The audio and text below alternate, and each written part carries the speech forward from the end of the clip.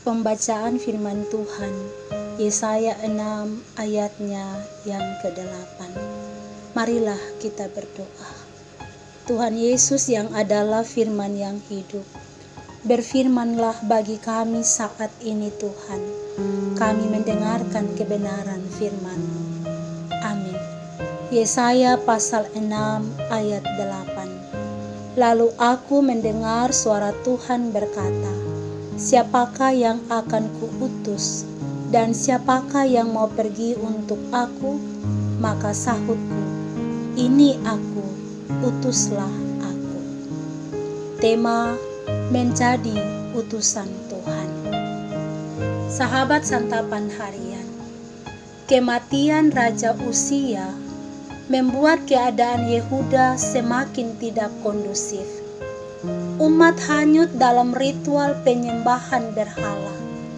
Perilaku mereka menyimpang dan menjauh dari persekutuan dengan Tuhan. Walaupun keadaan Yehuda sudah tidak seperti yang Tuhan harapkan, ternyata Tuhan Allah tidak tinggal diam.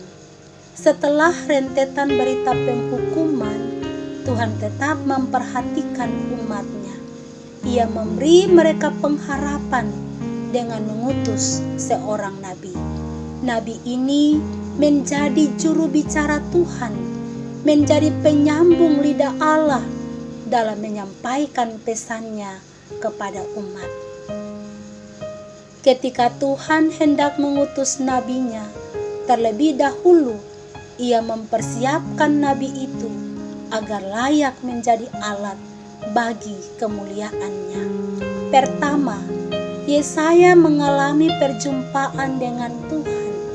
Ini perjumpaan supranatural yang tidak biasa. Dalam ayat pertama dikatakan, aku melihat Tuhan. Yesaya berjumpa dengan pribadi yang maha dahsyat. Perjumpaan ini meneguhkan pengutusannya. Hal yang kedua, Yesaya mengalami proses pengudusan dari Tuhan. Perjumpaan dengan Tuhan ini membuat Yesaya menyadari dirinya dan bangsanya yang telah berdosa di hadapan Tuhan. Tuhan menguduskan Yesaya agar ia layak menjadi alatnya. Ayat 7 firman Tuhan berkata, kesalahanmu telah dihapus dan dosamu telah diampuni. Hal yang ketiga adalah Yesaya menyambut panggilan sebagai utusan Allah. Ia memberi diri menjadi alat Tuhan dan siap menjalankan tugas yang diberikan Tuhan kepadanya. Yesaya berkata dengan mantap, ini aku, utuslah aku. Ayat 8. Dan hal yang keempat adalah Yesaya mendapat tuntunan untuk melaksanakan tugas. Sebagai utusan, Yesaya tidak boleh memiliki rencana pribadi. Apa yang dikerjakannya semata-mata hanya kehendak dari yang mengutusnya, yaitu Tuhan Allah. Ayat 9 berkata, pergilah dan katakanlah kepada bangsa ini.